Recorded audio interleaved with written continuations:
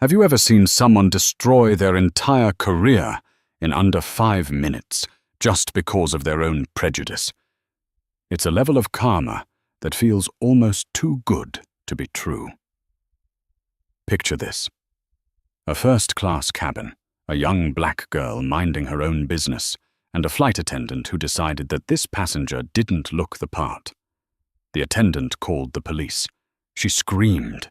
She humiliated a teenager in front of a full flight. But what she didn't know was that the girl wasn't just a passenger. She was the daughter of the man who signed the flight attendant's paychecks. This is the story of Jessica Miller's worst and last day at work. The air inside the jet bridge at JFK International Airport was thick with the smell of jet fuel and the humidity of a rainy New York Tuesday. For most people, boarding a flight to London was a routine mix of stress and anticipation.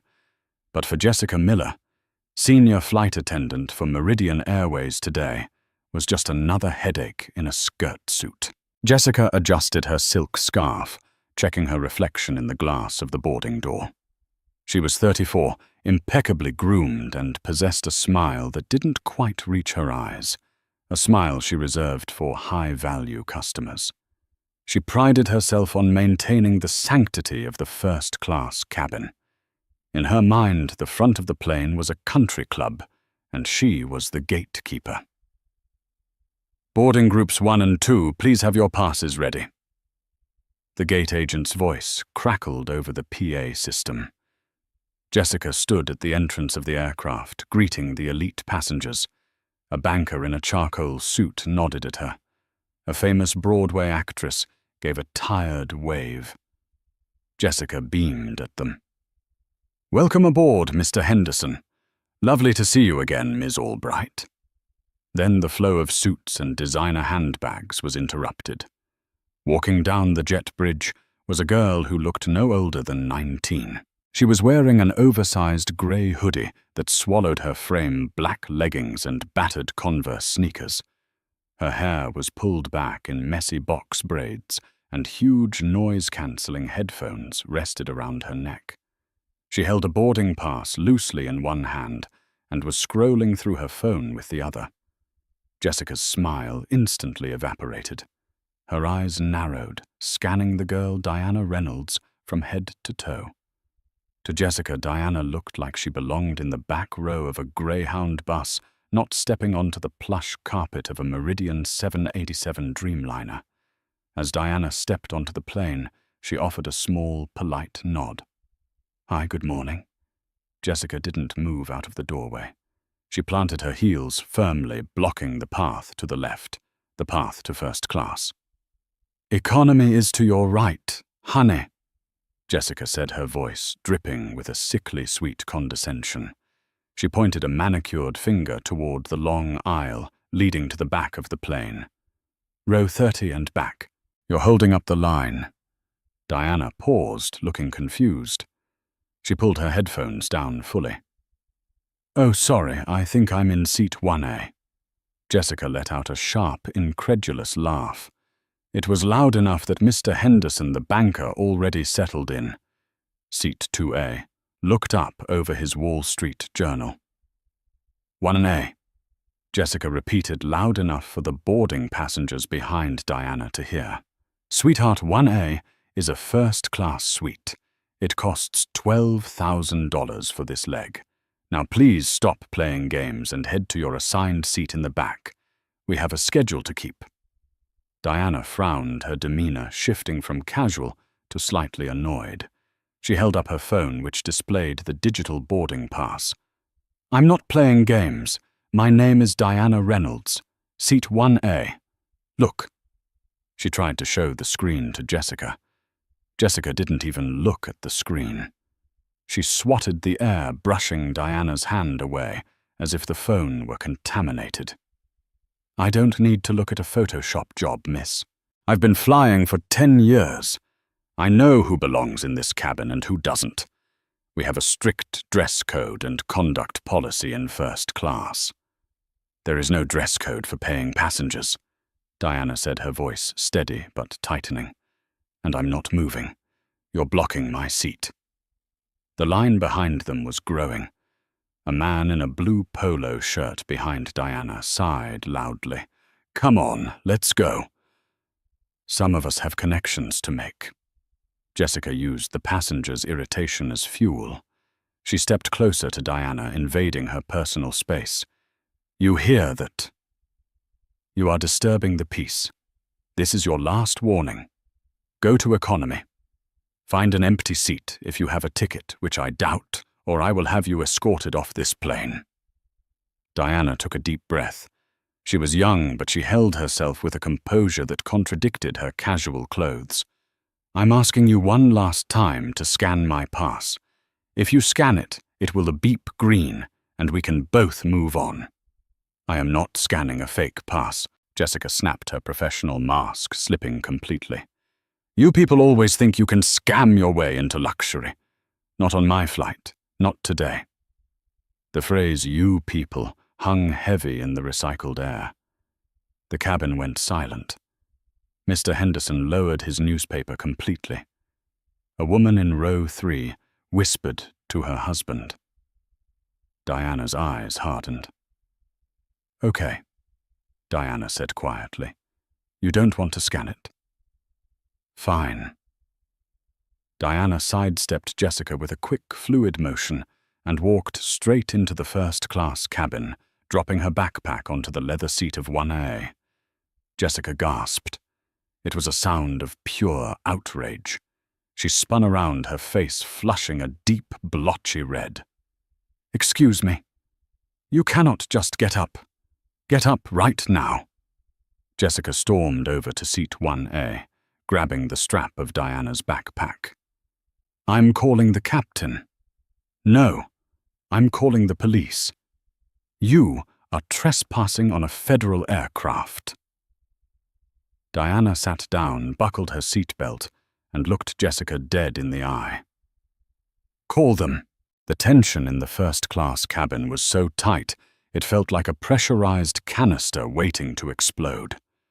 The ambient boarding music, a soft jazz instrumental, seemed mockingly calm against the chaos unfolding in row 1.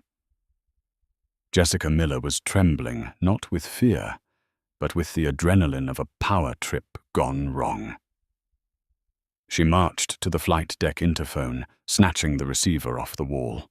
She glared at Diana Reynolds, who had calmly taken out a tablet and was tapping away at the screen, seemingly unbothered by the woman threatening her freedom. "Captain," Jessica hissed into the phone, though she was speaking loud enough for the passengers to hear. "We have a security breach in first class. An unruly passenger. She refused instructions, physically pushed past me, and is squatting into seat 1A. She's aggressive. I need law enforcement immediately." She hung up and turned back to the cabin, smoothing her skirt. "The police are on their way," she announced to the room, casting a sympathetic look at the other wealthy passengers. "I apologize for this riff-raff. We will have her removed shortly, so we can enjoy our flight to London." Mr. Henderson, the banker in 2A, cleared his throat. "Excuse me, miss." Jessica turned to him, expecting support. "Yes, sir. Can I get you a pre-departure champagne while we wait?" "I just wanted to say," Henderson said, looking uncomfortable. "I didn't see her push you. She just walked around you." Jessica's smile twitched. "Sir, with all due respect, aggressive posturing is a form of violence. She is a threat to flight safety." 2 rows back, a younger woman started recording with her iPhone, hiding it partially behind her purse. 10 minutes passed. The boarding had completely stopped. The economy passengers were backed up into the terminal, groaning about the delay. Finally, heavy boots thudded down the jet bridge. 2 Port Authority officers squeezed onto the plane. One was a burly older man named Officer Kowalski. The other a younger, sharper-looking woman named Officer Diaz. Jessica rushed to them immediately, playing the victim with practiced ease. "Oh, thank God you're here. She's right there." She pointed an accusing finger at Diana, who was still seated looking at a spreadsheet on her iPad. "She assaulted me," Jessica lied effortlessly. "She stormed the cabin, refused to show a ticket, and threw her bag at me. I don't feel safe flying with her." Officer Kowalski frowned, looking at the young girl in the hoodie. He walked over to seat 1A, his hand resting near his belt. "Miss, I need you to stand up and grab your belongings."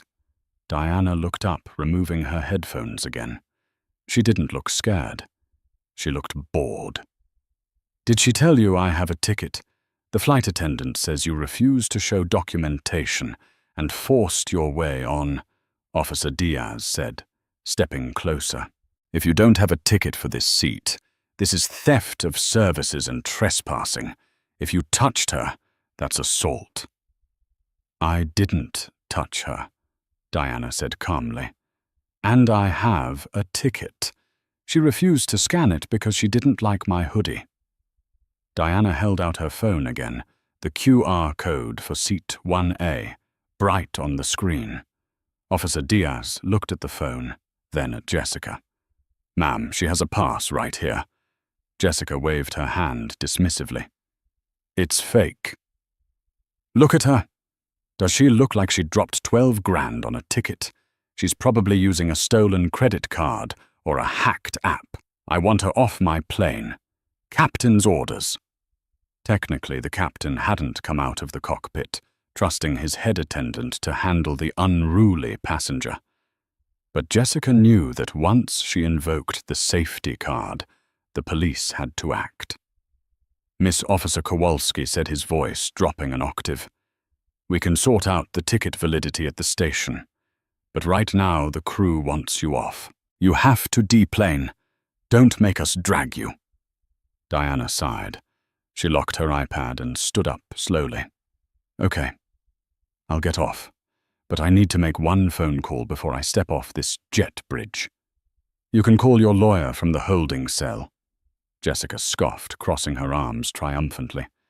"Actually," Diana said, her eyes locking onto Jessica's name tag, "I'm calling my dad." Jessica laughed out loud. It was a cruel, cackling sound. "Oh, honey, who's your daddy? Is he going to come beat me up? Is he the janitor at the terminal? Does he drive the baggage cart?" Diana didn't answer. She pressed a speed dial contact on her phone. She put it to her ear. The cabin was silent enough that everyone could hear the ringing tone. "Hey, Dad," Diana said. "Yeah, I'm at JFK. I'm on the plane. No, we haven't taken off. The senior flight attendant, Jessica Miller, is having me arrested. Yeah. She says I stole the ticket. No, she wouldn't scan it. She said I look like riffraff and that I'm dangerous. Yeah, the police are here. Okay. You're where? Okay. I'll wait." Diana hung up and sat back down. "I thought I told you to get up," Jessica shouted, losing her patience. "Officers arrest her." "My father is 2 gates away," Diana said, her voice dropping to a chilly calm. "He was in the Concorde lounge. He said to wait 2 minutes. "I don't care if your father is the Pope," Jessica yelled, her face contorting. "Get off this plane." "Wait," Officer Diaz said, holding up a hand. She was looking at the manifest on the wall tablet that Jessica had ignored. "Wait a second." Officer Diaz tapped the screen. "Reynolds?" "Diana Reynolds." She looked at the ticketing code. "Status VVIP, partner family." Diaz looked at Jessica with wide eyes. "Ma'am, do you know who this is?" "I don't care," Jessica shrieked. "She is disrupting my flight." Suddenly, the movement at the front of the plane stopped. The commotion in the jet bridge went silent. The heavy footsteps of a man running, not walking, but running, echoed down the tunnel. A man burst onto the plane. He was tall, wearing a bespoke navy suit that cost more than Jessica's car. He was out of breath, his face thunderous with rage. Behind him trailed 2 breathless personal assistants and the Meridian Airways station manager for JFK, a man named Robert Sterling, who looked like he was about to have a heart attack. The man in the navy suit didn't look at the police. He didn't look at the passengers. He looked straight at Jessica. "Dad," Diana said quietly. David Reynolds, CEO of Reynolds Global Logistics, the company that handled 60% of Meridian Airways' cargo contracts and held a 15% stake in the airline itself, stepped into the first-class cabin. Jessica's mouth opened, but no sound came out. She recognized him. Everyone recognized him. He had been on the cover of Forbes last month. David walked past the police officers as if they were ghosts. He stood in front of Jessica Miller, his presence filling the cabin. "Are you the one?" David asked. His voice wasn't loud. It was terrifyingly quiet. "Are you the one calling my daughter a thief?" Jessica swallowed hard, her throat clicking dryly. Mr. Reynolds, I didn't know." "You didn't know," David repeated. He turned to the terrified station manager, Robert Sterling. "Robert, is this how Meridian treats my family? Is this how you treat paying customers based on how they dress?" "Mr. Reynolds, please," Robert stammered, wiping sweat from his forehead. "There has been a terrible misunderstanding. Jessica, what have you done?" "She called the police on me, Dad," Diana said from her seat, finally looking vulnerable. "She told everyone I was a criminal. She wouldn't even look at my ticket." David Reynolds turned back to Jessica. His eyes were like ice. "Get your bag," he said. Jessica blinked, tears of panic starting to well up. "Sir." "Get your bag," David enunciated slowly. "You are not working this flight. In fact, Robert, I want her badge. Right now." The silence in the cabin was deafening. The twist had landed, and the karma was about to be served cold. The first-class cabin of the Dreamliner was usually a place of quiet luxury, smelling of leather and expensive perfume. Now it smelled of fear, specifically Jessica Miller's fear. David Reynolds stood in the aisle, a titan in a navy suit, blocking out the overhead lights. He didn't scream. He didn't throw a tantrum. He simply waited, his hand extended, palm open. "Your badge, Miss Miller," David repeated. His voice was dangerously level, a low rumble that vibrated through the floorboards. Jessica looked around the cabin, desperate for an ally. She looked at Officer Kowalski, but the burly policeman had stepped back, hooking his thumbs into his belt. He knew better than to interfere in a corporate execution. She looked at the passengers. Mr. Henderson, the banker, was studiously examining his cuticles. The Broadway actress was watching with wide, unblinking eyes. Finally, Jessica looked at Robert Sterling, the station manager. He was her direct superior's boss. He was the man who approved her holiday bonuses. "Robert," she pleaded, her voice cracking into a high, thin whine. "You can't do this. I've been with Meridian for 10 years. I have a clean record. This is just a misunderstanding.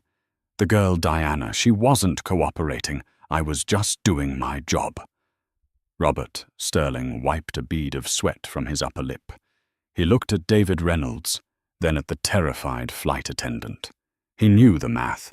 Jessica was a senior attendant, sure. But David Reynolds, his logistics company, moved $200 million of cargo with Meridian every year.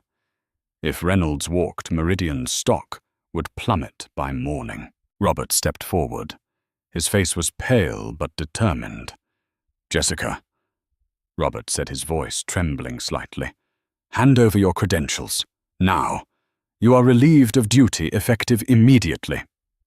"But who will work the flight?" Jessica gasped, clutching the silver wings pinned to her lapel. "I'm the purser. You can't fly without me." "We have a reserve crew member on standby in the terminal." Robert said coldly. "She's already on her way down the bridge. Now, the badge." Jessica's hands shook violently as she reached for her chest. Her fingers, usually so nimble when pouring champagne or demonstrating safety vests, fumbled with the clasp of her name tag. It felt like it was welded to her uniform.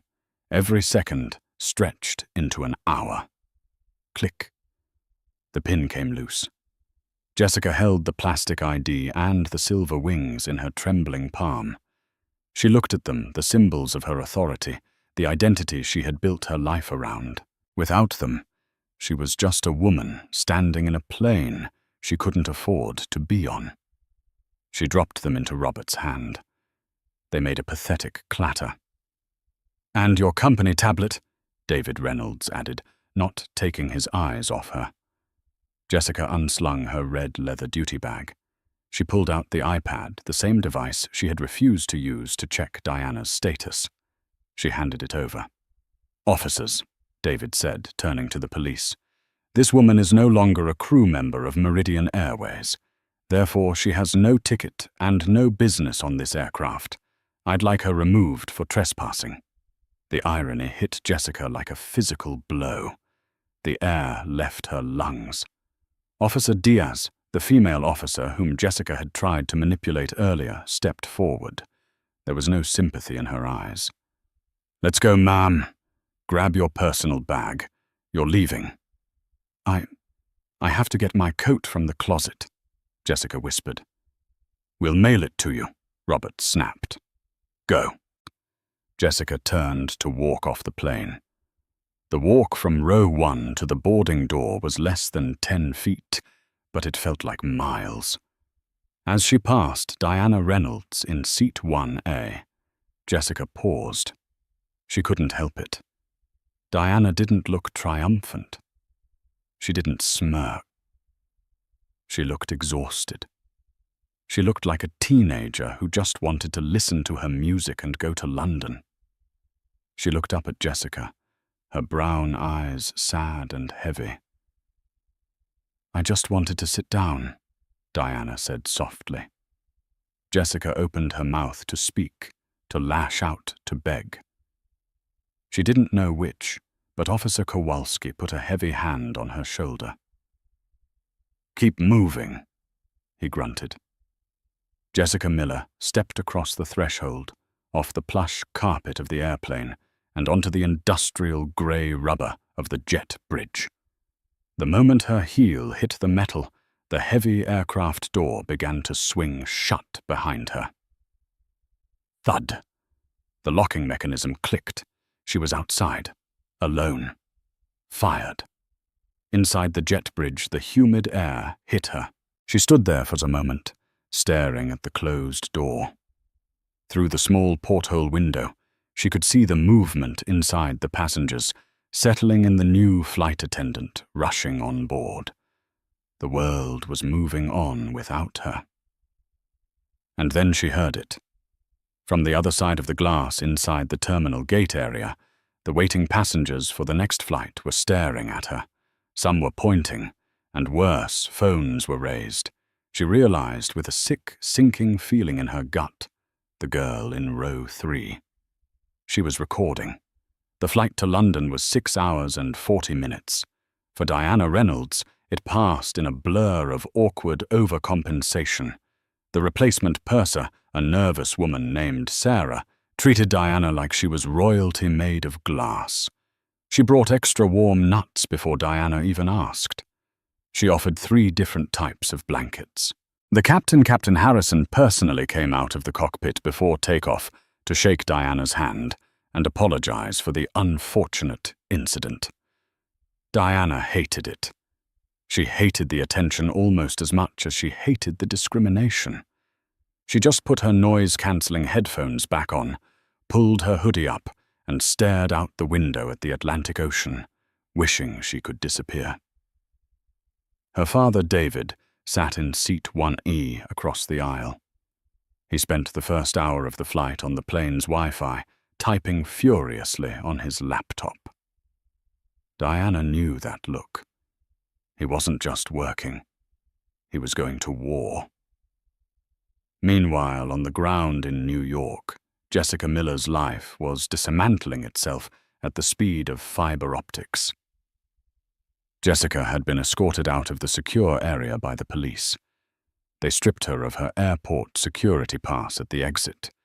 She had to take the public air train to the employee lot to get her car. She sat in her Honda Civic, her hands gripping the steering wheel, shaking uncontrollably. Ideally, she should have gone home, poured a glass of wine, and stayed off the internet. But human nature is self-destructive. She opened TikTok. She didn't even have to search. It was already trending under the hashtag #Meridian Airways. The video had been uploaded by a user named @TravelWithTess. It had been live for only 90 minutes. It already had 2.4 million views. Jessica pressed play. The video was shaky, filmed from 2 rows back, but the audio was crystal clear. I am not scanning a fake pass. You people always think you can scam your way into luxury. Jessica watched herself on the tiny screen. She looked hideous. Her face was twisted in a sneer she didn't recognize. Her voice sounded shrill and hateful. Then the camera panned to the girl, Diana. Calm, quiet, just asking for her ticket to be scanned. Then the climax. The camera captured the moment David Reynolds stormed onto the plane. The caption on the video read, "Flight attendant bullies girl for wearing a hoodie, doesn't realize her dad owns the airline, #karma fired." Jessica scrolled to the comments. There were 40,000 of them. User 123. The way she said, "You people, oh, she is done. Flygirl 99. I'm a flight attendant and we do not claim her. This is disgusting. Justice, Diana. Imagine losing a $80K a year job because you couldn't be polite to a teenager. Embarrassing. Dan, the man. I know this woman. She was rude to my mom on a flight to Miami last year. Her name is Jessica Miller. Jessica dropped her phone into the passenger seat as if it had burned her. She felt bile rising in her throat. They knew her name. She started the car and drove home, tears blurring her vision. She told herself she could fix this. She would call the union rep in the morning. She would say she was under stress. She would say the video was edited out of context. She would sue the girl for defamation. Yes, that's what she would do. She would sue. But the universe wasn't done with her yet. The next morning, Jessica didn't get to call the union. At 7:00 a.m., her phone rang. It was a New York number she didn't recognize. "This is Jessica," she croaked, her voice hoarse from crying all night.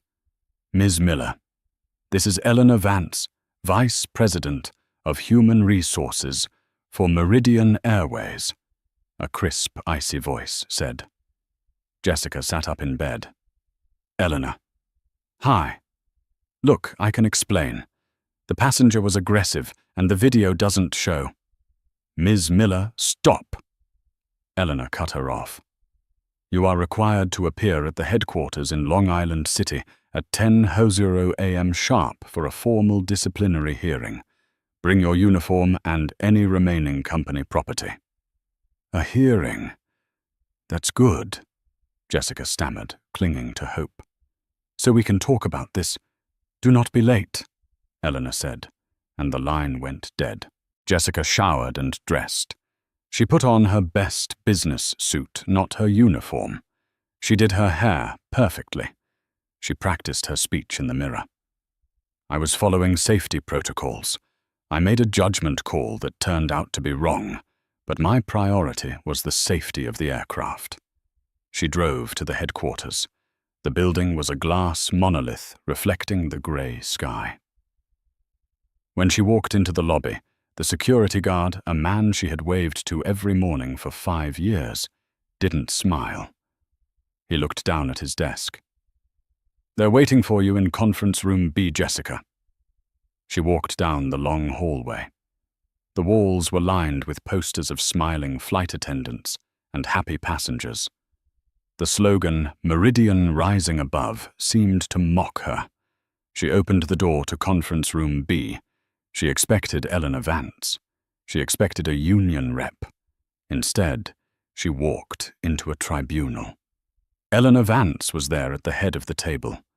To her right was the director of in-flight services. To her left was a man Jessica had only seen on TV, the general counsel for Meridian Airways. And in the corner, sitting in a leather chair, looking out the window at the skyline, was David Reynolds. Jessica froze in the doorway. "Mr. Reynolds, I didn't know you would be here." David turned slowly.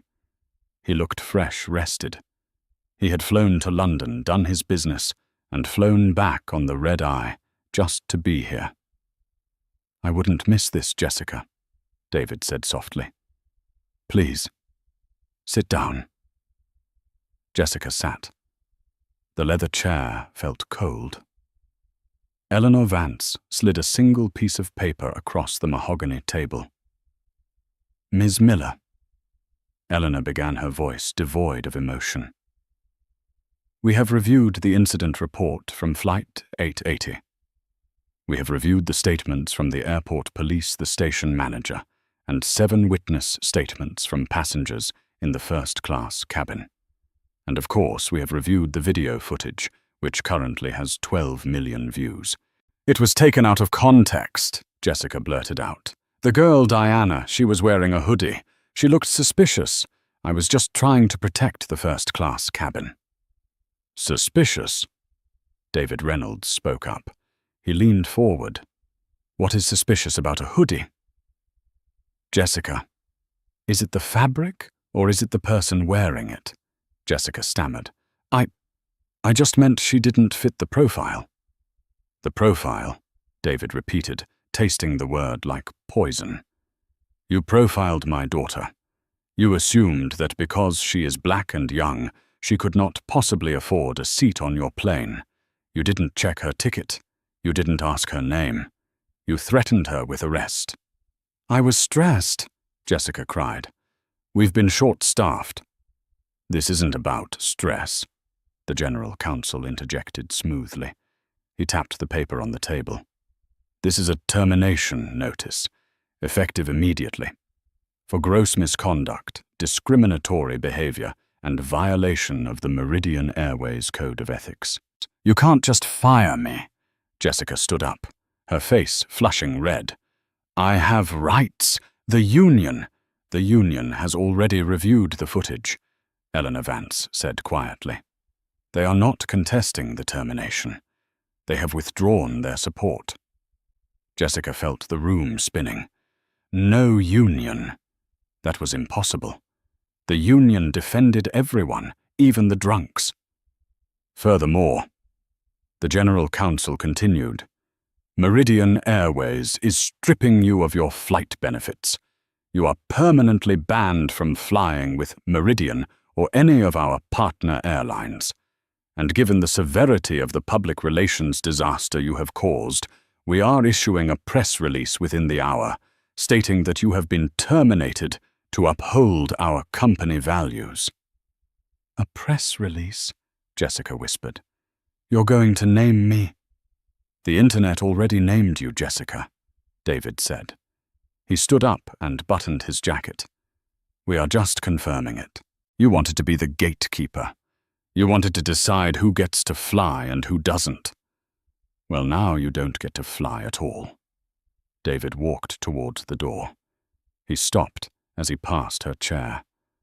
"My daughter cried for 3 hours in the lounge in London because of you." David said, his voice trembling with suppressed rage. "She thought she had done something wrong. She thought she didn't belong. You made her feel small. So now I'm making sure the world knows exactly how small you are." He walked out. Eleanor Vance pointed to the paper. Sign it, Jessica, and then get out. Jessica looked at the paper. Termination for cause. She signed it. Her signature was a jagged scrawl. She walked out of the headquarters into the bright, blinding sunlight of Queens. She took her phone out of her pocket. She had hundreds of notifications. She opened LinkedIn. She was going to try to delete her profile, but she saw a notification at the top. It was a new post from the official Meridian Airways page. Meridian Airways has zero tolerance for discrimination. We can confirm that the employee involved in the incident on Flight 880 has been terminated effective immediately. We stand with the Reynolds family and all our passengers. Under the post, there were comments cheering. Jessica Miller realized then that the karma wasn't just hitting her, it was burying her. But she still had one card left to play, or so she thought. She wiped her eyes. If she couldn't work, she would sue. She would turn herself into the victim. She would go on talk shows. She would spin this. She dialed the number of a high-profile injury lawyer she had seen on billboards. "Hello," she said into the phone, trying to sound confident. "I've been wrongfully terminated. I want to sue a billionaire." On the other end of the line, the receptionist paused. Is this the flight attendant from the video?" "Yes," Jessica said. "One moment." The line clicked. Then a dial tone. They had hung up on her. Jessica stood on the sidewalk, the busy city rushing past her, realizing that for the first time in her life, she was completely and utterly grounded. 3 weeks had passed since the incident on the Dreamliner. For most of the world, the news cycle had moved on. But for Jessica Miller, time had stopped. Her apartment in Queens, once a sanctuary of scented candles and order, was now a bunker. The blinds were drawn tight. Takeout boxes piled up on the counter. She hadn't left the building in days, terrified that a neighbor would recognize her as the Airport Karen, a moniker the internet had affectionately bestowed upon her. Her bank account was bleeding, without her salary and with her severance package denied due to gross misconduct. The walls were closing in. But Jessica wasn't grieving. She was seething. She paced her living room, clutching her phone. She had convinced herself of a new narrative. She was the victim. She was the martyr of a corporate machine that cared more about woke politics and a billionaire's feelings than the safety of its crew. "They threw me to the wolves," she muttered to the empty room. "I need to tell my story." She found her outlet not in a courtroom, but on a live stream. She had been contacted by Barry Stone, a controversial shock jock podcaster known for hosting cancelled individuals. He promised her a platform to clear her name and expose the elite. Against the advice of her mother, the only person still talking to her, Jessica agreed to the interview. The studio was in a basement in New Jersey. It smelled of stale coffee and ego. Barry Stone, a man with a red face and a loud tie, leaned into his microphone. "We're live," Stone grunted. "Today we have Jessica Miller, the flight attendant who lost everything because she dared to ask for a ticket. Jessica, tell us what really happened in that cabin." Jessica leaned into the mic. She had rehearsed this.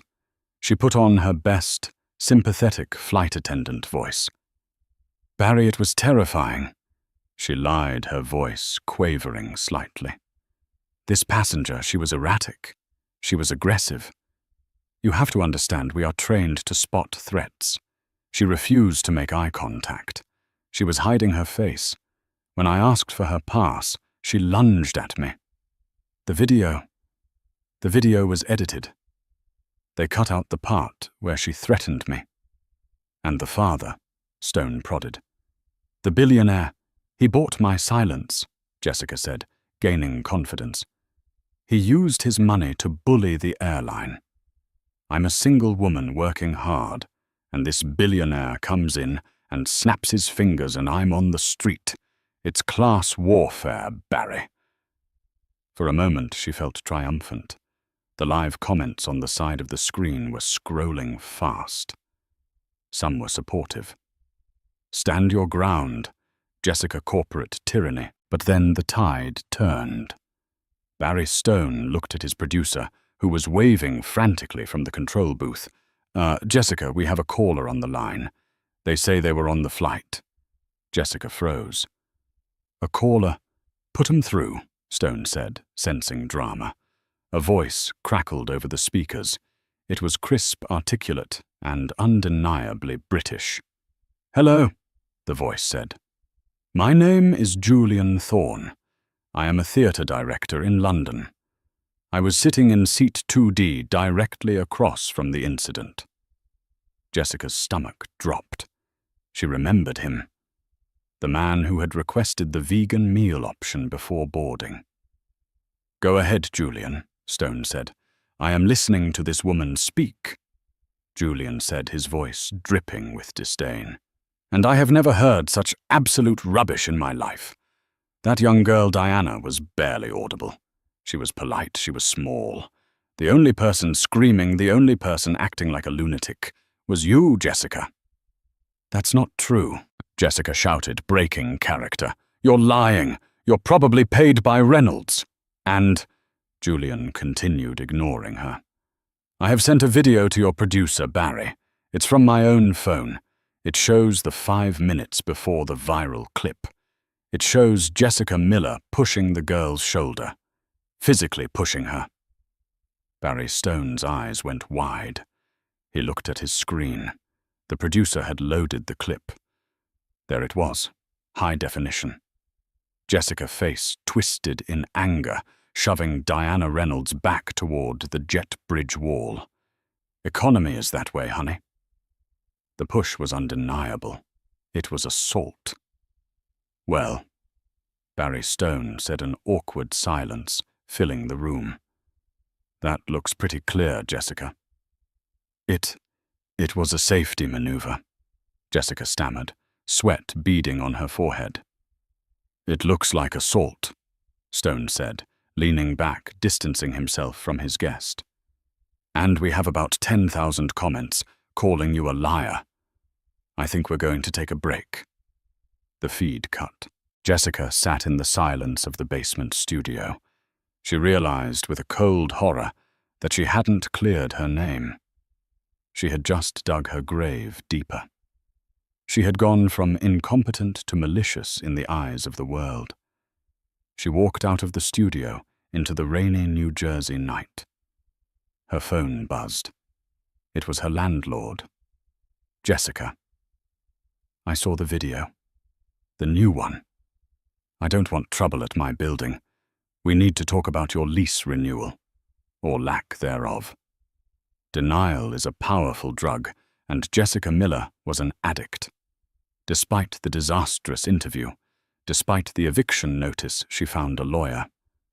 Samuel Hines was a strip mall attorney who usually handled slip-and-fall cases, but he smelled a settlement. He convinced Jessica that Meridian Airways would pay her to go away just to stop the bad press. They filed a wrongful termination suit claiming emotional distress and defamation. They demanded $5 million. Meridian Airways didn't offer a settlement. They offered a court date. 6 months later, Jessica sat in a glass-walled conference room in Manhattan. It was the law offices of Graves and Sterling, the most expensive corporate defense firm in the city. Across the table sat Jonathan Graves, a man who looked like he was carved out of granite. He was David Reynolds's personal attorney, and he had taken over the defense for the airline. There was no judge here yet. This was a deposition, a pre-trial questioning under oath. Jessica sat next to her lawyer, Samuel Hines, who looked cheap and nervous in his ill-fitting suit. "Ms. Miller," Jonathan Graves began. He didn't even look up from his file. You are claiming that your termination was unjust and that you were not discriminatory. Is that correct? Yes, Jessica said, chin up. I was following protocol. Protocol, Graves repeated. He placed a single sheet of paper on the table and swore, Miss Miller, are you aware that we have subpoenaed your employee personnel file? I have a clean record, Jessica scoffed. Ask anyone. A clean public record, Graves corrected. But internal complaints are a different matter. Tell me, do you remember a passenger named Elijah Vance from a flight to Atlanta in 2019? Jessica blinked. The name sounded vaguely familiar. Mr. Vance filed a complaint, stating that you refused to hang up his suit jacket in the first-class closet, claiming it was full, despite him seeing you hang up a white passenger's coat 2 minutes later. Do you recall this? The closet was full, Jessica snapped. I can't remember every coat. Do you remember Dr. Sarah Okonjo, a neurosurgeon flying to Zurich in 2021? Graves continued flipping a page. She complained that when she responded to a call for a doctor on board, you told her to sit down and ask to see her medical license, but you didn't ask the white male paramedic who stood up 3 rows back. Jessica's mouth went dry. I was verifying credentials. That is standard safety. It seems your safety standards only apply to people of a certain complexion, Graves said, his voice dropping to a terrifyingly low volume. He opened a laptop on the table. But this is the one that interests me the most. He turned the screen toward her. It wasn't a video. It was a chat log. This is a screenshot from a private WhatsApp group chat between you and several other flight attendants. It is dated the morning of the incident with Ms. Reynolds. Jessica felt the blood drain from her face. She had deleted those chats. How did they have them? One of your former colleagues trying to save her own job provided us with the logs, Graves explained, answering her unasked question. He read from the screen. You wrote, Ugh, working the London leg today. Praying I don't get any ghetto upgrades in first class. I hate having to play waiter to people who don't belong. The room went silent. The word or hung in the air, ugly and undeniable. Samuel Hines, Jessica's lawyer, closed his folder. He physically moved his chair an inch away from her. Ms. Miller, Graves said, closing the laptop. This text message proves premeditated bias. It destroys your defense. It destroys your character. And if we go to court, I will project this message onto a 10-foot screen for a jury to see. Jessica began to cry. Not the fake tears from the interview, but real ugly sobs of realization. Please, she whispered, I'll drop the lawsuit. Just don't release that. Oh, we're not just going to release it, Graves said, leaning forward. We are countersuing. Jessica looked up, eyes wide. What? Meridian Airways is countersuing you for breach of contract and reputational damage. And Mr. Reynolds is countersuing you personally for the legal fees incurred by his family. Graves slid a document across the table. This is a settlement offer. You will drop your lawsuit. You will issue a public written apology to Diana Reynolds, approved by us. You will admit to your bias. And you will pay Meridian Airways a symbolic restitution of $50,000 to cover the delay costs of Flight 880. $50,000, Jessica shrieked. I don't have that, huh? I don't have a job. I'm getting evicted. Then I suggest you sell your car, Graves said coldly, or perhaps ask your mother for a loan. But if you don't sign this today, we go to trial, and when we win, the judgment will be in the millions. You will be garnished for the rest of your life. Jessica looked at Samuel Hines. He wouldn't meet her eyes. Sign it, Jessica, he muttered. I can't win this. With a shaking hand, Jessica Miller picked up the pen. She signed away her pride. She signed away her future. She signed the admission that she was exactly what the world said she was. As she left the glass office, stepping out onto the busy Manhattan street, she looked up at the sky. A plane was soaring overhead, climbing through the clouds toward London. She would never be on it. She would never be on any of them. She was grounded permanently by the weight of her own prejudice. It had been exactly 1 year since the incident on Flight 880. The world had moved on. The internet outrage had faded, replaced by the next scandal, the next viral villain. But for Jessica Miller, the consequences were etched into every single day of her new life. She wasn't flying to London or Paris anymore. She wasn't sipping champagne in the galley or looking down her nose at passengers in 1A. Jessica was standing under the harsh fluorescent lights of a discount clothing warehouse in New Jersey, tagging clearance items. Her feet, once used to heels, now ached in sensible generic sneakers. She had been forced to sell her car to pay the first installment of the settlement to Meridian Airways. She took the bus to work. The Airport Karen nickname had stuck just enough to make her unhireable in any customer-facing role in the city. No hotel would take her. No restaurant wanted the liability. This warehouse job, where she sorted boxes in the back, was the only place that didn't care about her Google search results. It was lunch break. Jessica sat in the cramped break room, eating a sandwich she had made at home. On the wall, a small, dusty television was playing the midday news. And finally today, the news anchor announced a heart-warming story from the aviation world. Jessica looked up, her heart skipping a beat. The screen cut to a live feed from JFK Airport. There, standing in front of a shiny new Meridian Airways jet, was Diana Reynolds. She looked older, more confident. She wasn't wearing a hoodie today. She was wearing a sharp blazer, though she still rocked her Converse sneakers. Next to her stood her father, David, beaming with pride. Today marks the launch of the Reynolds Meridian Scholarship for Diversity in Aviation, the reporter said. This $5 million fund will help young people from underrepresented backgrounds attend flight school. Diana stepped up to the microphone. She smiled, and it was a smile of genuine warmth, the kind Jessica had never been able to fake. A year ago, Diana said to the cameras, "I was told I didn't look like I belonged on a plane.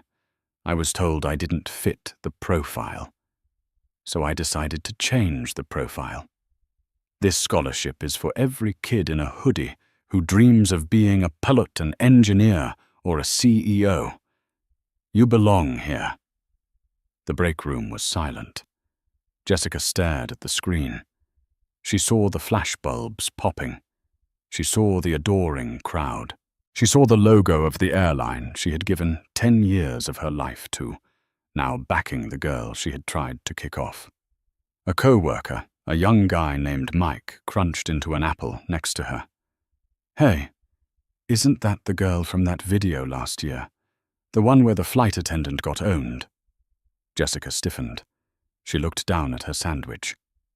"Yeah," she whispered. "That's her."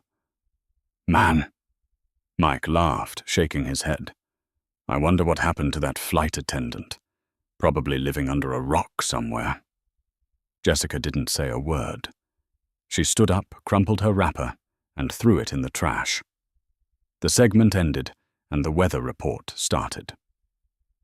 She walked back out to the warehouse floor to fold cheap grey hoodies for minimum wage grounded forever, while Diana Reynolds took to the sky. Jessica Miller thought she was the gatekeeper of the elite.